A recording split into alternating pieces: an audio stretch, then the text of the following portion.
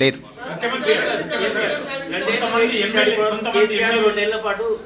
Farm house ని పరిగెత్తాడు. ఇప్పుడు బయటకు వచ్చేటువంటి సమయం వచ్చింది. ఈ 2-3 రోజుల్లో బయటకు వచ్చి గ్రామ పంచాయతీ ఎన్నికలు వచ్చిన రిజల్ట్ బేస్ చేసుకుని జనాల్లోకి వెళ్ళాలనేటువంటి నిర్ణయానికి వచ్చినట్టు తెలుస్తోంది.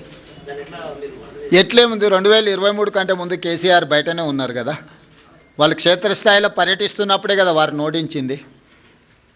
వారు క్రియాశీలక రాజకీయాలలో ఉన్నప్పుడే కేసీఆర్ గారిని ఓడించి కాంగ్రెస్ పార్టీ అధికారంలోకి వచ్చింది. ఇప్పుడు వారు క్రియాశీలక రాజకీయాలలోనే లేరు. గజ్వేల్ అసెంబ్లీలోనే కాంగ్రెస్ పార్టీ మెజారిటీ గ్రామ పంచాయతీలు గెలుచుకున్నది.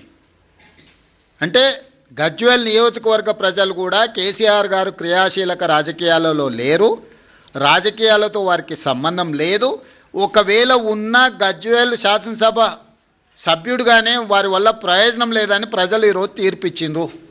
గజ్వేల్ నియోజకవర్గ ప్రజలే కేసీఆర్ నాయకత్వాన్ని తిరస్కరించి అక్కడ కాంగ్రెస్కు మెజారిటీ గ్రామ పంచాయతీలు ఇచ్చిన తర్వాత ఇంకా ఏదో అద్భుతం జరుగుద్ది అని, అల్లావుద్దీన్ అద్భుత దీపం వస్తుంది అని ఆశిస్తే అది ఆశావాహుల యొక్క అభిప్రాయం. నేను కొత్తగా చెప్పడానికి ఏం లేదు. ఏం ప్రభాకర్?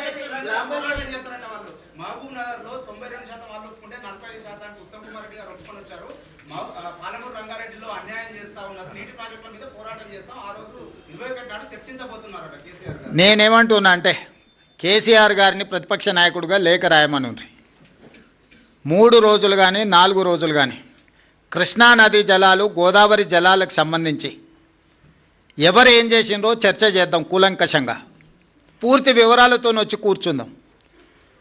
ఏ విషయమైనా వారు లేవనెత్తని 10 సంవత్సరాలలో వారు చేసిన అన్యాయాన్ని, వారు సంతకాలు పెట్టి 299 టీఎంసీ మాకు చాలు, 512 టీఎంసీ ఆంధ్రప్రదేశ్ను తీసుకోమని కృష్ణానది జలాలలో ఏ విధమైన ఒప్పందాలు చేసిండో